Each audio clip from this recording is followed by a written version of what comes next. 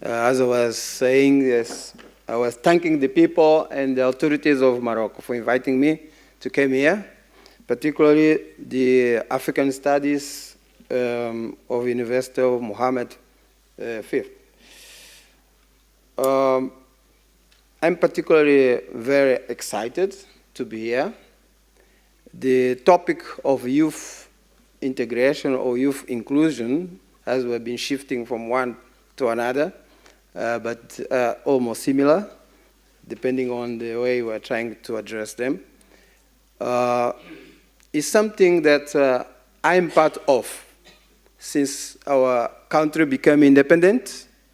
I always joined the youth organization, and still with education as a teacher, I always address the youth, and up to today, I run a small community organization focusing on youth. My own area of studies is on transborder studies in Southern Africa. I can see from my previous presentation something slightly different from what is going on down there relatively to what's coming up here. While here you are more likely to accept the integration, apparently without violence. In Southern Africa, migration has been a source of violence, of xenophobia. So, since I don't have really much time, the idea was to share with you what has been the challenge of Mozambican government in terms of addressing youth priority toward the integration and looking at sustainable development of Mozambique and the Southern Africa as well. Of course, Mozambique is also a recipient country of migrants, and this pattern has been changing for the last years, especially looking at the countries that are moving into Mozambique, such as DRC, but also Somalia and Ethiopia. Some of those countries have problems of wars, of crisis, of a lack of a state, but others are stable, like Ethiopia, but they have other problems. The problems, from what we have seen from those youth coming down there, are the expectations that have not been matched. They have not been responded by the government. So the idea here is to look at what's going on in Mozambique to see how the government is challenging itself to respond to the expectation of youth in order to reduce migration instead of just excluding them. Actually, I'm not very happy here because one thing that youth blame us is that we keep ourselves talking about them and we're not engaging with them. And here I don't see them, actually. So this is a problem. And I'm disappointed, to be honest. When I submit my notes here, I was still trying to interview some youth so that I could bring their voices on what I'm trying to understand. Actually, out of a sample of interviews, they gave me such a response. They say they are seeking for more political participation in the decision-making process, especially defining policies and strategy for youth integration in development agenda. The second point is that they are looking for more financial support to develop their creative initiatives. The third, they want more access to higher education and technical training, particularly addressing agricultural projects, because agriculture has been defined as the priority for local development in Mozambique, although there's extractive industry coming on, but of course does not provide much more employment and sustainability for local people. Then also they say they are looking for more regional and international collaborative programs. The last but not least, they also claiming for more access to housing programs, and especially for poor families who always find themselves excluded or even lagged behind from other social structures.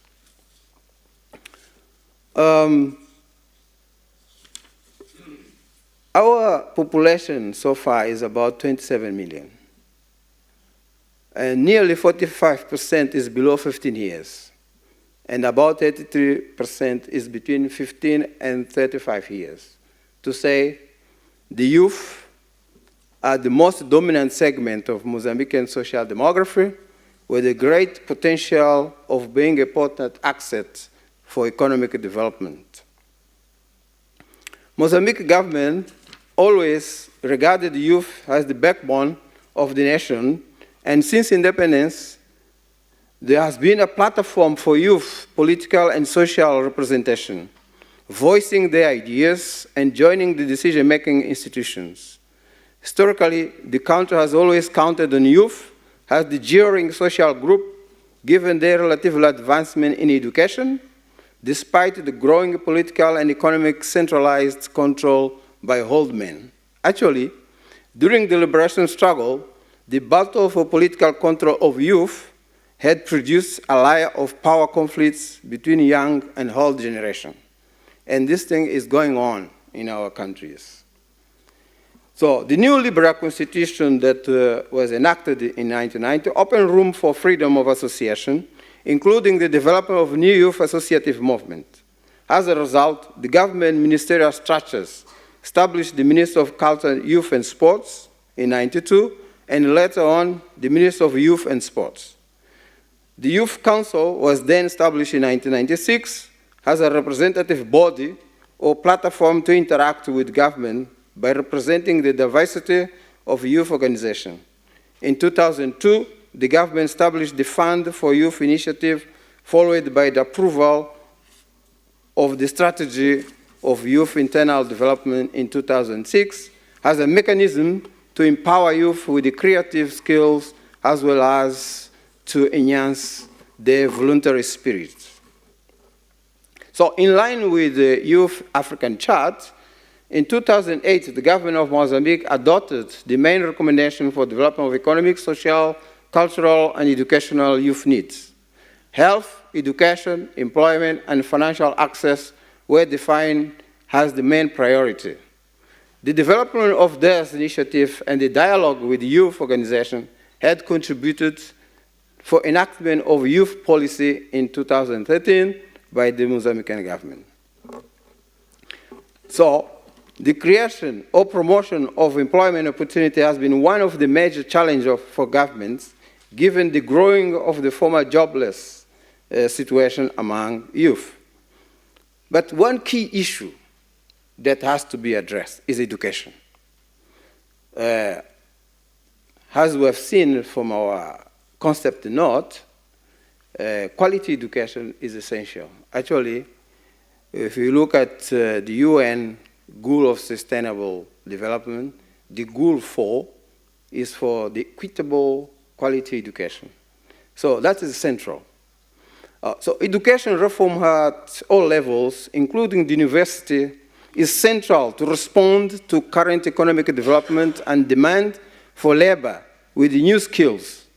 Indeed, adequate education and professional training are key factors for youth integration into society. Unfortunately, information technologies and communication are still with little public investment, leaving African youth lagged behind the global world. Of course, the previous intervention gave us a positive and a very progressive scenario. But I'm not sure about the data. We have a problem with the data in Africa. And so to generalize this process going on, which can give us some hope. But from what I know at least from the national ground, we have serious problem with information technology and the communication. We, of course, have M-Pesa, all these mobile, smartphones, etc. But let's talk about the infrastructure. Let's talk the mechanism that provides the training so that students can really empower themselves technically and be more sustainable in terms of industrial development. So I say that the government is aware of these needs and has embarked in education curriculum reform and investment in ICT infrastructure. In the last 2 to 3 government terms, it was established the Minister of Science, Technology, Higher Education, Technical, and Professional Training to spearhead this sector and empower youth with the creative skills and self-employment. Unemployment among youth in Mozambique is very critical and is estimated at 40%. To curb this situation, the government, through the Ministry of Labor and Social Security, has also embarked in development of training center with focus on professional and technical skill for self-employment. For instance, the Public Institute of Labor created about 16 training centers and other 20 mobile training initiatives throughout the country for the last 4 or 5 years. So those centers, they offer vocational training program, mostly on creative skills for self-employment. So self-employment is the key. But to be the key, you need to empower them with these skills. Because there is no job, created job, formal jobs. Furthermore, the government has called upon training institutions, including universities, to develop curriculum programs based on a labor market demand, not just on what is traditional available. Following this perspective, especially in regard to small and medium economic sector, in the last 5 years, the government has promoted the creation of about 1 million of job positions, from which 85% were occupied by youth. Despite these initiatives, poverty reduction and unemployment among youth remain a major challenge in Mozambique, as almost half of population is living below the poverty line.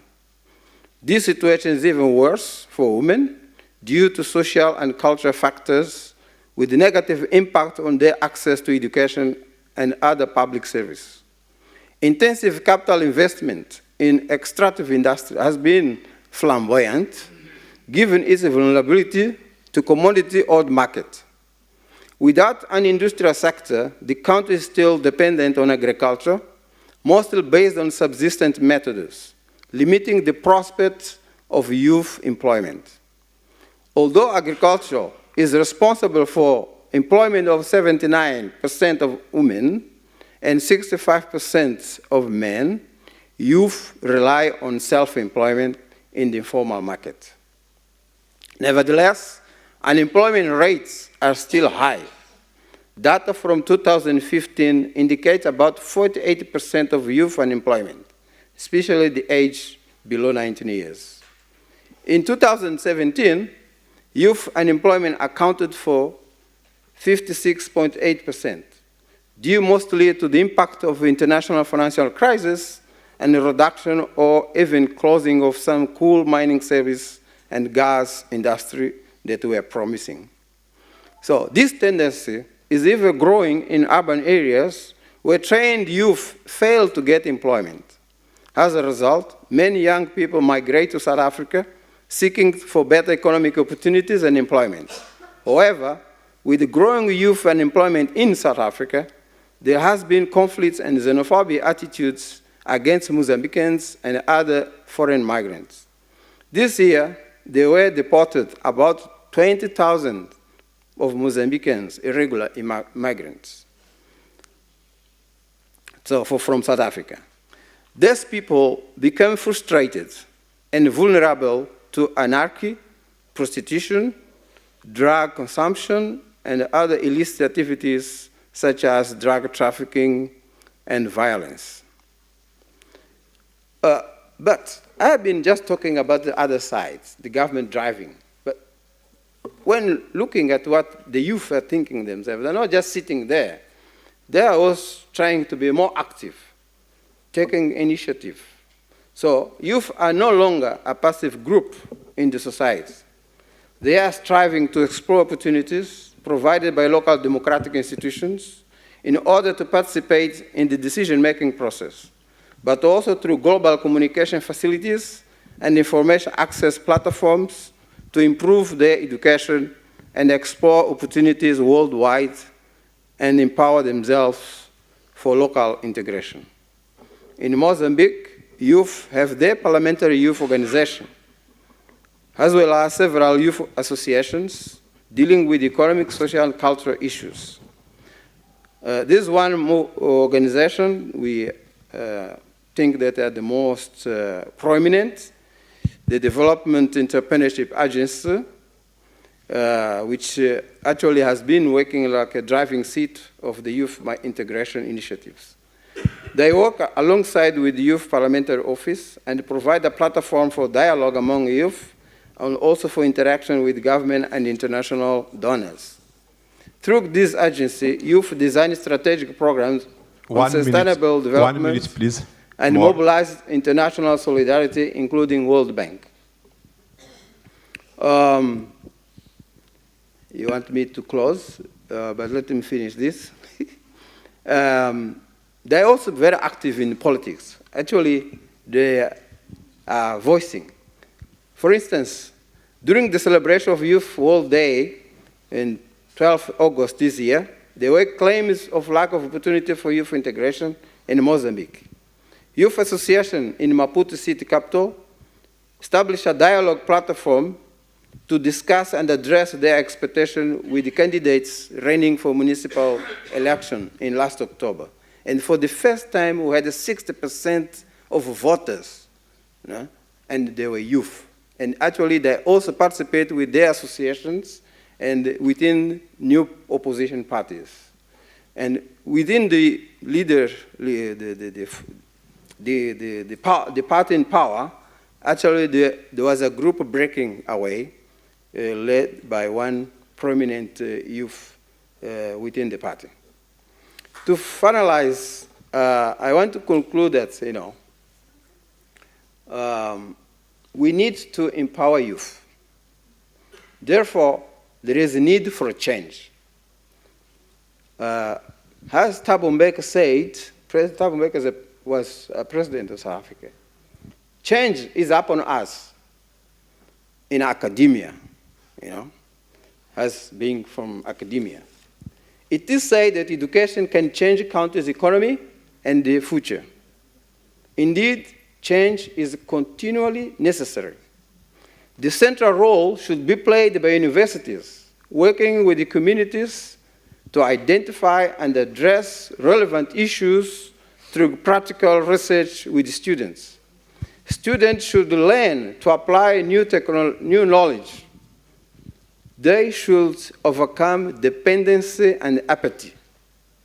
There is need for transformation of universities in order to redress the injustice of the past and uplift citizens. When we talk about Southern Africa, we have only 30 years of independence or peace. Thank you, Professor. If you can conclude. Yeah, I'm concluding just 1 second. I want to say that let us learn from our history about the legacy of youth participation in the struggle against colonialism and toward development of Pan-Africanism, vision for regional integration and solidarities. Let's remember what Nyerere has said 50 years ago. University was established not for prestige, but to develop its community. Others may be aiming to reach the moon, but first we need to reach the village, and all other dreams will follow. Thabo Mbeki blamed a lack of leadership for African problems. He called for the need to conscientize the youth to continue the struggle for the continental liberation. Of course, there is need for empowerment of states and people. as well as reinforcement of democratic institutions and the role of civil society. Strong leadership with no abuse of power, no corruption, and have to lead Africa to strengthen the university with sustainable funding and high academic standards. Thank you. Thank you.